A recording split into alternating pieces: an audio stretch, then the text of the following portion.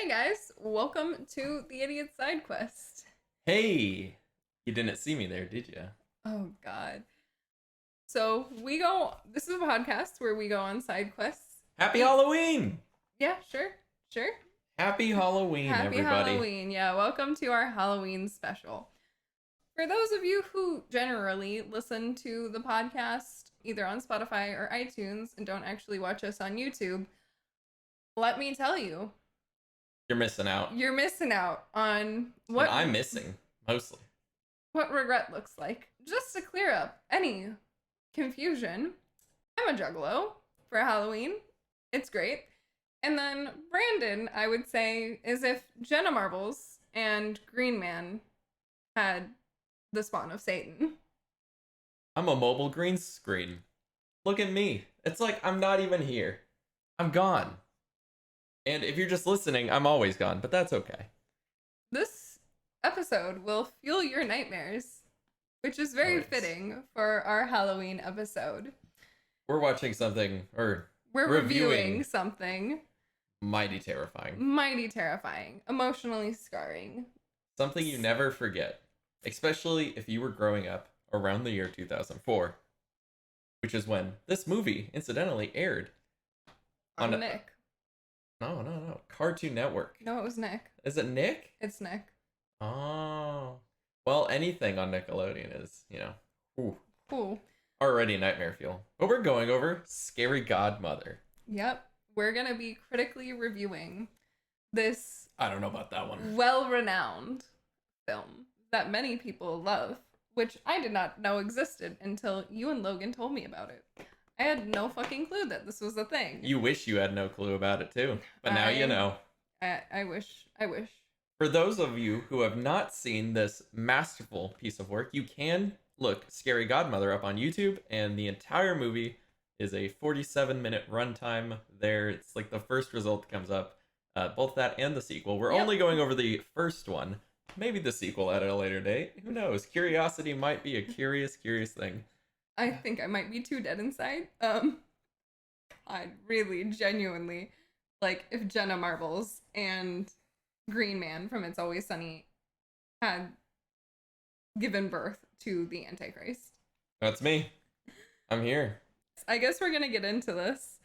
I'm gonna preface this with apparently my notes didn't save, like half of them did, so it's not gonna be the best. But Neither is Scary Godmother, so it doesn't matter. yep. So happy Halloween, motherfuckers. Let's get into it, I guess. Starting off, let's just say, all right, you've either paused the podcast and you've rewatched the movie, or you just remember it because it's something that's really hard to forget. The first thing that strikes you about this beautiful movie, Exquisite. exquisite animation, which I have labeled in my notes as animation equals yikes. There's really no way to describe the animation. It's just look at. Just look at it. And if you're watching on YouTube, I'm sure we have a still pulled up right here in which you are looking at just This exquisite animation. it's amazing. It's amazing. So how this movie starts out is, of course, I watch everything on YouTube and listen to everything like faster than it actually is. So it opens with like a scene of people walking trick-or-treating, and because I had it playing so fast, I was like, what the fuck is going on? It looks terrifying if you watch it really sped up. It's equally scary. Slow, trust me. That's very true. This opens up with a kid dressed as a piece of candy for Halloween. And then a second kid shows up, which I'm sorry, I don't have their names. You can figure it out. He's dressed up as a car. But then Bert is the car. Bert, I think it's Jimmy, Bert, Katie, and oh boy. Let's look this up real quick. We're gonna need these reference points because they're important. yeah, of course. And if you guys are wondering what Dead Inside looks like, it's this. It really is. But yeah, no, I realized after I continued watching that Bert was not dressed up as a car for Halloween. He was dressed up as a baseball player in a car. for Halloween. In his SUV. In his SUV. I'm so sorry. The SUV has a glove compartment. Mm-hmm. That's where you store the candy. Daryl. Daryl is the main kid. Okay. One of the main kids. I think Daryl's the one that's dressed as Candy. Daryl is the candy. Which also, can I just say he's a giant... I could only think of him as... it's like... The way he puts it is he's dressed as a giant piece of candy to where he's compensating and he's going to psychologically coax the people that are handing out candy for Halloween into giving him more candy because they're feeling bad that the candy they're giving out isn't as big as him as a piece of candy. Yep. This kid's he's thought of it all. He really has. He's forward thinking. He's a con man. And then we get introduced to a small baby, or maybe a baby. I'm not really sure of her age. Her name is Hannah. Mm-hmm. And I would like to preface this by every single character has dots for eyes. Most of the time. Except for Hannah. Hannah has actual eyeballs, and I don't really know why. But she does. It's there. Yeah. I would like to also bring up the fact, so we are introduced to all of our characters here. It's a quick exposition. It really is. The movie is shorter. So, I mean, things happen very quickly. We're introduced, though, to the whole gang, and then they're remarking on Hannah's costume, which she's got, like, fairy wings and a crown. The movie is filled with jokes that don't quite come from anywhere, and they don't go anywhere, and they're quick, and I have so many questions, and we'll get into this with several of the jokes, but the first joke that caught my eye was Daryl asking Hannah how she was able to put glitter on her wings because he's not allowed to use glitter anymore after the incident with the glue and the dog. And I'm so concerned. I want in on this inside joke. It's so quick. It happens so quick and then it's gone, but I'm sitting there concerned about what was the incident, what's going on. Like, maybe that's their point, but like, I don't know. It's a lot. All right, but yeah, we've been introduced to the cast. Yep. And then randomly, there's a really weird flashback. It's not really clear that it's a flashback until like halfway through. I mean, they scream flashback. It's not clear. It really isn't. And then Jimmy, who is a mega dick. Yeah, he's pretty bad. He's like the bully. He's a school bully. He's dressed as the devil. He's so edgy. He's got the like shortcut blonde hair, spikes up, yeah, like 2004 alternative jerk. Yep, that's him. And so Jimmy's like, fuck Hannah, I want to ditch her in the spook house, which is his little cousin is Hannah. That's the connection there. Which, once again, I'm not sure of her age. It could be anywhere from 2 to 6. 7, yeah, somewhere in there. Small. It's not clear. I don't even know how old the other kids are. I'm lost. I have no idea. And then all of these assholes get behind this idea. And they're like, yeah, let's fucking send this small child into the spook house when she's very clearly afraid. And to be fair, and to be clear too, for those who don't remember the spook house, it is just an abandoned, fully furnished, but you know how these movies always were. It was just the abandoned house, which is, for some reason, always unlocked. Yeah, like that's... What about the squatters, man? That place was fully furnished. It was like a mansion. It's pretty fancy. It's a nice place. Yep. And it has like 8 fireplaces. Yes. Because like you need it. You do. Most mansions do, you know. I do have a note here. I made a note we both wrote notes as we were watching the movie. Right here at about that point, I couldn't help but write down who thought of this movie. Whose idea? Like who's sitting at the table, like of the writers around, the scary Godmother, because apparently talking about their ideas. Yeah, apparently it's a kid's book, but like someone pitched it, and someone agreed. The thing is, it was better than whatever else they were going to produce. Yeah, we're gonna be pretty speechless this episode. Then, after leaving Hannah in the house, she cries, and the tear animation is just so strange. It's like... Wait, there's an animation? Well, like, I mean, Like how she cries is just it's very strange. It's really weird. The scary godmother, she arrives and she is kind of like a fairy godmother, but I scary. yes, but a witch. I really I don't know how to describe her. I'm at a loss of words. You gotta watch this movie. You really do.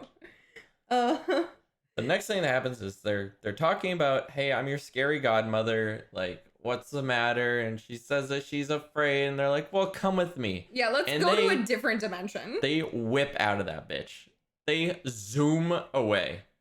And my first question is, how do the big kids not see notice that? it? Yeah. Not notice her just getting abducted and flown into the sky on a broomstick with some random lady they've never seen before. You don't just let your kids fly away on a magic broomstick with some lady you don't know. No. And then, so we kind of cut to the rest of the kids that, even though the whole idea of sending Hannah into the spook house was to 100% ditch her, they're like waiting outside for her This whole time. the whole time. I don't really know how well they thought through this plan. We get to Scary Godmother's house, and It seems pretty lit. It's in the middle of nowhere, though. There's nothing around that house I for can't miles. I can't remember, but I believe it. Miles. It's And- like the middle of nowhere. Courage! They're going along! We meet Scary Godmother's roommate. Her or roommate. Yes, I apologize deeply for that inaccuracy. His name is Skelly, and he's a gay icon. Yeah. He is the skeleton in the closet, and they like make the play based off of the fact that the skeleton in the closet is usually your secret, but then they really play off of the fact of in the closet Yeah, they hit you with a bat. They really do. a lot. They make sure you don't get back up Yep. consistently. They're just knocking you down. And so we find out that Scary Godmother is hosting a party, and Skelly says that it is the who's boo of parties. 110% intentional. I don't know what to say about This it. is quality content. Yeah, it you get to Scary Godmother's house, and I don't know. The movie is like 60 to 70% just introducing characters and Yeah. exposition, and then things have to happen really quickly. Yeah, pretty much. So I mean, it's most of the movie is just meeting new people, and it just kind of starts flying through them. It goes, we meet Scully, and then We cut back to the asshole kids who are still waiting for the girl that they ditched. For literally like 2 seconds, we get that Katie and Daryl are interested in each other. oh yeah, Like- she wants kisses for payment. Yep. Does that go anywhere other than these 2 seconds that it's on screen? No. It's No. completely thrown to the wayside. Yep. But it's a thing, you should know. And then the first guest to arrive to the Who's Boos Oh of- my god. Scary People in Scary Godmother's home is Harry. And I want you to picture this character based on their He's name. so forward thinking. Yep. Yeah. Yeah. Nice voice break there. Yep. He is I think he's a werewolf, or maybe he's just like a paranormal wolf, but you know, he exists. He is an icon of also definitely queer. Just gonna throw that one out there, because him and Scully just start going at it with each other. But he Yeah. is an icon for furries. I guarantee it. He So, is so explicit. Like, he's a degenerate. He's, like, not saying that furries are degenerates. I mean, look at me. I'm doing great things with my life. Obviously. But he just has so many tropes. Like, this movie is full of tropes. There's no gray area character. Every character is either completely unwritten, like the kids with the dot eyes, because, that's how much thought they put towards those kids, dot eyes, or they are just so extremely placed Stereotype. in a stereotype. Yeah. Like, I'm trying to remember what exactly they said he does to make his mama proud. It's gonna bug me. I'm gonna have to find that, put in post. I don't really have the context to this. I'm assuming it comes pretty closely after this because it's in my notes right after this. I just have a point that says how Scary Godmother says voila. Voila. I think it's voila or something like that. Okay, so what I think it is I'm gonna start playing a clip here of audio to listen to. And we are introduced to Harry. He comes into the house. Not only is he a werewolf, he's Is he a werewolf though? Like, is he? It's not specified. he's just a wolf. He's a furry. He's just a straight up furry. And he comes in and he's super hungry. Like he eats everything. That is his character. He's here to chow down. His character is I come here For food. for food. He also kind of like plays on the arrogance of intelligence, and he's definitely like a drama major, which we get later on in the episode. He's a theater kid for sure. He comes in, he's eating all of the hors d'oeuvres as he's talking to Hannah, and then we suddenly get a breakaway sequence where Scary Godmother takes off with another side bit. Here it is, just listen to it. This is Scary Godmother's side quest. This is absolutely Scary Godmother's side quest. To be fair, too, at this segment, we're looking at Harry. I'm going to describe the scene to you. We are looking at Harry. It is 18 minutes, 20 seconds in. He's talking while filling his mouth, and then suddenly Scary Godmother just appears in front of the camera. It is terrifying. Like, it is honestly... It catches you off guard. It's like a jump scare without being a jump scare. But it's a kids movie. I know it's been described as Slenderman-esque, and I think that's a good way of putting it. I would describe it as Slenderman-esque as well. But then she just starts talking about, and as the wolf man is chowing down on treats, how to make some treats. Yeah. Here's a treat that's fun to make and helps you get a word in edgewise. Take 2 of your favorite crackers, spread one with jam, one with peanut butter, mush them together, and jam them into the mouth of the chattering werewolf. Voila! Voila! That's what my... I told you, I knew exactly where it was from. Voila! Voila! She's giving you a fun treat, but it's just a cracker with a ton of peanut butter on it with a little bit of jam. I don't know why we even need the jam, but he's essentially just saying if you stick peanut butter in the dog's mouth, the dog's just gonna lick the peanut butter and not talk. And like, it's voila. Voila! Voila. Next, the vampires show up. Oh, God. And their animation is somehow even stranger than everything else's. And they show up, and they're totally down to eat Hannah, which, if you forgot, Hannah's here. Hannah is here. And Hannah is here. So Hannah, the biggest thing, I think we also left this out. The biggest reason Hannah's so scared is because Jimmy told her that monsters eat little girls. That is the preface. Because he's a dick. The big cousin Jimmy said that monsters are going to eat little girls for dinner. And so she's terrified of monsters. And Scary Godmother says that she has a bunch of monsters as friends.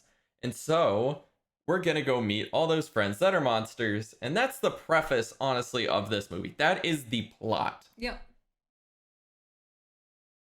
Sorry, I'm speechless sometimes when I like actually say things out loud. Like, they sink in. I remember writing all of this down and I was like, oh wow, this is a lot. But now like actually saying it, it's something else. I'm in pain.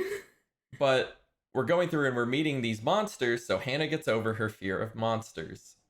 Meanwhile, Scary Godmother keeps telling her that monsters don't eat little girls, and you have the vampires that show up and are totally 100% down. Totally down to eat her. Confuse her as the food at the party. And then... They're royalty, apparently. Yeah, apparently. My next note is poor Bugaboo, which is a giant purple monster. So, another quick joke. I will say, I think animation-wise, although weird, the vampires are probably the best animated in the entire movie by far. If not Scully. Scully's also pretty well animated. Scully's the best. Although, I have to say this before I totally forget. I'm so sorry. But one thing that's janky about the animation, and I feel like people who play like video games will know what I'm talking about. The animation is fucked up where at like some points the like an arm or like a limb or part of the fur will just like cut out. I don't know if you noticed that, but I did. It happens with Bugaboo a lot. I think it's because of his shape, but like part of his like body just keys out. Huh. I didn't notice that. I do know, I remark on the fact that he clips through himself a lot. Like his limbs will just like slide through his that body. Happens too. A lot. The one joke that did get thrown out there is the vampires, they have to be invited in, and then after invited in and greeted, Hannah and the kid talk to each other, but they're also offered a drink, and their drink of choice is a funny joke that it just stands out. I want a Bloody Mary, hold the Mary. That's all I could. A majority of the jokes in this movie, that's like my reaction is just clap. If anything, it's like the Jeb Bush thing. Please clap. Please clap. Please clap. I thought this was going to be a funny episode, but this is just It's painful. It's painful. It's scary. I'm scared. I'm very scared. But yeah, definitely next thing I see here is Bugaboo clipping through himself is a big thing to me. He is a cool character, I suppose. He makes the quick joke too. So a majority of the jokes that are actually placed into it too, they're very much like they're adult humor. Yeah, which I mean, most of the movie is adult humor. Well, you know that there are parents that have to watch this with their kids. Like it's just to help them get through somehow. As an adult, it did not. It's just weird. Thanks, it's weird. I hate it. It's weird humor. But Bugaboo also makes Hannah screams when she sees Bugaboo, and apparently what Bugaboo it does for a living is he's a monster under the bed. Monster Inc. Yeah, pretty much Monsters Inc. And when Hannah starts screaming when he sees her at the party, he starts screaming back. He screams back, and then his reaction is, if I keep scaring kids off the clock, I'm gonna have to apply for overtime. And I don't know, every single joke in this movie, it leaves an impression on you, especially if you're watching it now while older. It's just, oh God. The next thing I have is a very iconic moment in which the kids figure out that Hannah's not going to come back. She's not coming outside. Instead of going in, Jimmy says that they should just like wait or something like that because he's the leader. And then they start arguing about who is the leader of this trio because they never talk about a leader. And so they demand that they vote for a leader. And who made you leader? What do you mean? Of course I'm the leader. That's not fair. We didn't even vote. You want to vote? Fine, we'll vote. Who wants me for leader? I'm dead inside. Okay. Jimmy raises his hand. Who wants Bert for leader? Bert raises his hands. And turns into the motherfucking alien. Yes, he does. Katie. That's one vote for everyone. And the thing that happens there that you can't see if you're just listening is we do get a small another hint at their feelings towards each other because Katie votes for Daryl and Daryl votes for Katie. So cute. So kawaii. But yeah, it's one vote for everyone. And then we go into this. That's still one vote for everyone. I'm sorry. Recount. I'm genuine. That's one so vote sorry. for everyone. Recount. What are you doing? Nobody has changed their vote. This happens for like 2.5 minutes of the movie. They demand recounts, and Daryl just keeps counting it. And eventually they settle on rock, paper, scissors. Spoiler alert, Jimmy tricks everybody. Shocking. Slippin' Jimmy. This kid, asshole. He's grade A. Mega douche. Mega douche. Also, I think it was around this point in time, which just to reference, we're more than halfway in. I have a note that says, I thought Jimmy was her brother this entire time, but I guess he's her cousin. Yes. I didn't find that out until now. Yes. It's stated at the very beginning, and then it's referenced more later. A little bit more. You can sell your soul for 12 pizzas. Yes. And sign a deal with the devil. Yes. Before that Harry happens, ate all the food at the party. Before that happens, while Harry is eating the food, Max, the adult dad vampire. So there's 3 vampires in this. Yeah. There's a mom, dad, the royalty, and their kid. Max and Ophelia are the parents. Max is talking to the other adults at the party about how time changes everything and how she's a vampire queen and she used to look more of a queen. He makes a retort on how she dresses, and he's ashamed, embarrassed by the fact that he can see almost see Ophelia's ankles, and it's incredibly upsetting to him. Trash. So I think it might be at this point where the dad vampire literally just takes you to a res concert and like his eyes turn into spirals and he just hypnotizes Harry to pass out because he's annoying him. No, that was earlier. He does do this. It's at this point that he accidentally, I think, wakes Harry up. Oh, damn. And that's why all the treats get eaten, because Harry is suddenly awake and goes, oh, look, food. I also have a note, I think it is around this time, where it just says insecure vampire is so #deep. Yep. Yeah, he has the breakdown talking about Ophelia's ankles, and then after like people don't really agree with him, he goes and sits on the couch, and then we get like a 1 minute monologue about how insecure he is at parties and how people don't like him. It's like his character entirely changes from like Vampire King, who's like assertive and knows what he's doing, to just like, you know, damn boy, that's a mood. I feel that. That's some teen angst insecurity coming out right there. Sometimes. Yeah, and then I have here that Harry breaks the fourth wall. He does that a lot suddenly. He does. He wakes up and he's just the drama major, and he points out things that we shouldn't know about. I guess Hannah's in the spook house. Yeah, Hannah's just chill with all of the monsters now after being at this home for like maybe an hour and eating some pizza. The monsters decide, hey, Jimmy and his friends are dicks, which they're absolutely right. I need to stop you there. One more thing before we move on towards the end game of this movie. Like, I just watched this movie today. Like, I have feelings on the chronological order. One, you signed the deal for the pizza because he's like a skeleton, but he's also signing deals for the devil, and they don't want that. And they don't have the cash for it. And so to find cash for it, they go over to Bugaboo. Oh, yeah. Because he hides under kids' beds all day, so things have to stick to him. So we get a really like weird looking animation in which they're pulling shit like out of his crotch.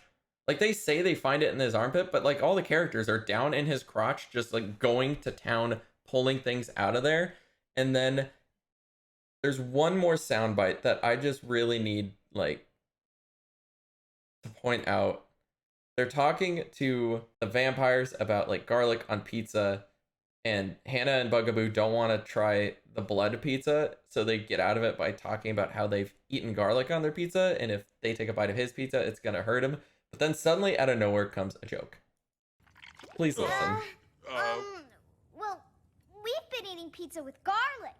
And if our teeth touched your pizza and then you ate it... Oh, yeah, your allergy. Whoa, thanks. I wasn't thinking. So other than that, Mrs. Lincoln, how did you enjoy the show?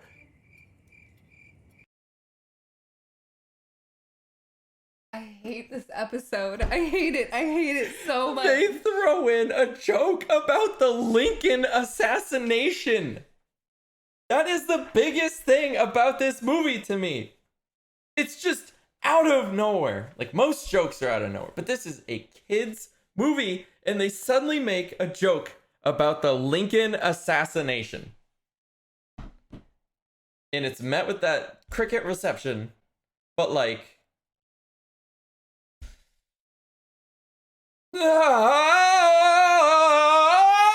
why? Sorry, listeners.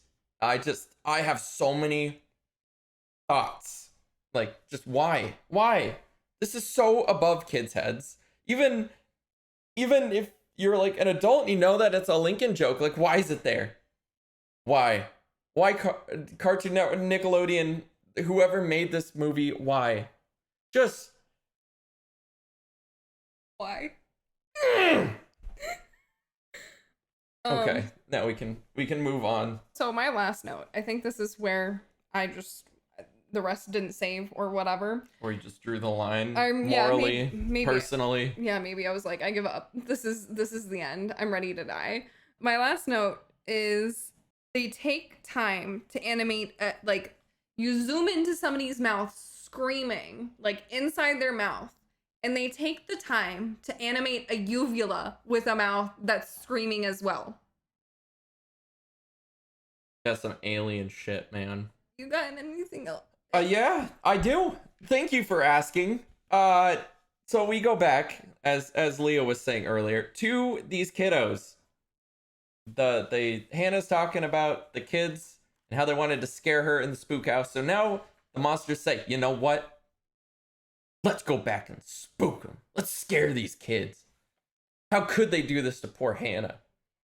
And so it's a setup. The kids finally decide, you know what?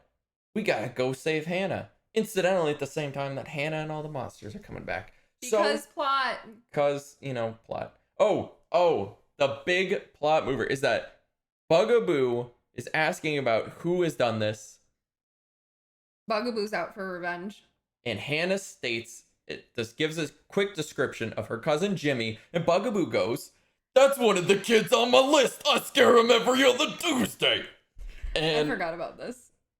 So they're like, Hannah goes, big kids get scared too? And they're like, yeah, of course they get scared too. And so that's why they go back. They're like, let's go scare the big kids. And so it sets this whole plot in motion. Also, I want to state that at this point, the vampires are still down to eat Hannah. Very, very down. There's a lot of that, like, kind of referenced. But it's at this point that we start going back, and as they're scaring the big kids start getting real eyes. Oh, no. They go from dot eyes to, like, don't. real eyes in and out. But it's never consistent. Like, there's one scene that they're in the dark. And they have eyes magically. They have eyes magically. As Jimmy is running and scared, every time Jimmy gets scared, Jimmy gets real eyes. It's only Jimmy that gets the real eyes when he's scared, though. The other ones, the dots just get bigger. The dots get bigger, Jimmy gets real eyes. You can see the whites of Jimmy's eyes. He's so scared. I don't know if that's a joke in itself. I have a note here at 44:15. You get a very succinct animation of save me, where Jimmy states the words save me. Oh yeah, by the way, so the monsters are scaring everybody, and Hannah shows up with her flashlight, and the monsters pretend like they are dying or scared of the flashlight. So Hannah's like the hero. So Jimmy runs up to Hannah here. Save me, Hannah! Oh my god. As he says, save me, Hannah, his eyes like start just like pulsating and just like getting big and small, big and then small. And there is a whole thing with Harry where he becomes a drama major. Too much for me in my pithy soul. The light burns. It burns worse than the worst burn ever. Oh, mercy me. Is this the end of poor Harry? It seems so. Goodbye, Mother. I can see a long tunnel with a bright light. I move towards the light. No, all right. I die. Fairy Godmother says, wrap it up. Come on, man. I die.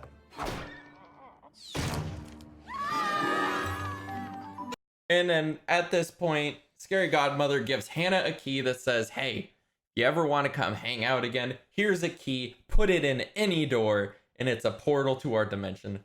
A little scary right there. Let's just say that. Scary Godmother is an experience. And if you have not watched it yet this Halloween, please do. No, like I said, just Scary Godmother on YouTube. It's there for free. you. It is right there on YouTube. 100% free. So overall, my thoughts on the movie is, while it is semi a pain to watch, I love it. For me, it's nostalgia, a lot of it, because I remember when it came out, and I remember watching it while I was living in Ruidoso, New Mexico, and I was just like, man, this is some next level shit. I'm like 8, 9, something like that at the time, but I was just like, man, now this quality is content. Quality, and I looked forward to it. I remember watching it one year. They had it on like maybe like 5 different times in a week, and I watched every single time I could because it was so good. Like, even growing up, it's so bad, but the bad is what makes it good. It's one of those. It's really weird because I did It's like The Room. Yeah, sure. But But yeah, I ended up going to like IMDb page. I can't really remember why, but like so many people like wrote in like user reviews just like they love this movie. This movie was their childhood. They rewatch it every year. The YouTube comments are still active to this day. People are still commenting on YouTube about like, hey, I'm here. Who's watching this in 2019? Yeah, this movie has 2.3 million views on YouTube. It's just astounding. It's beautiful. Over 4,000 comments. Over 4,200 comments. If you look, they also have the sequel, which only has 680. It's obviously not as good, but you know. Oh, also, to be stated, these videos on YouTube are also in 480p. I want to throw that out there. It's pretty old. DVD quality, as they say. You have to watch it. Honestly, it's like us talking about it and just me ranting a little bit about these movies. It doesn't do it justice, because I think the biggest thing besides their like offshoot jokes, which are varied and not very far between, the animation. It's eye candy. They took everything right about animation and then they went with like the opposite viewpoint. Yeah. There's no consistency. The backgrounds are it was the Wild West of CGI. It's wonky. I remember watching this and I got through it and I didn't feel as bad as I do right now. I maybe it's because I had to think about it a little bit more. That's the best part, though. The best part about these nostalgic movies is when you go back and then maybe you won't do it now. But Leah, maybe in a year, you're going to be sitting there in your apartment or home or wherever you're at that time, but you're going to think, it's October. I have to watch Scary Godmother. You know where to find it. You know what it's going to have. You're going to have some friends over and you're just going to be like, you know what? We should watch at this moment. Scary Godmother. You're literally the only friend I would make you watch this with me. Scary Godmother. It's time. Like, bring it up. If you're watching like Birdemic, Shock and Terror, if you're bringing like The Room, add this to the B movie night because it is a top quality. The writing is just Voila. That's it. Why do we only watch trashy things together? Is it because we're trash? Coming up on the Idiot Side Quest eventually is going to be an episode on some trashy animes. So you got to stay tuned for that one. That's definitely up there. I recently made Leah watch Domestic Girlfriend. That will be a topic of hot discussion. I'm gonna say, you know, this is a little bit of a shorter episode, but I'm kind of at my breaking point. My face burns. I've never wanted to die more in my life. I hope you enjoy this content. See us out, man. Let's hit the road. Watch us on YouTube. That way you cannot see me. Haha.